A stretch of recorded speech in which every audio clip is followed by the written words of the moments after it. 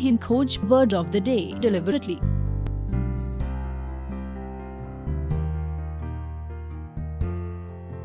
Deliberately का हिंदी में मतलब जानबूझकर होता है। Deliberately एडवर्ब या क्रिया विशेषण के रूप में। Synonyms of deliberately: intentionally, purposefully, knowingly, consciously, premeditatedly.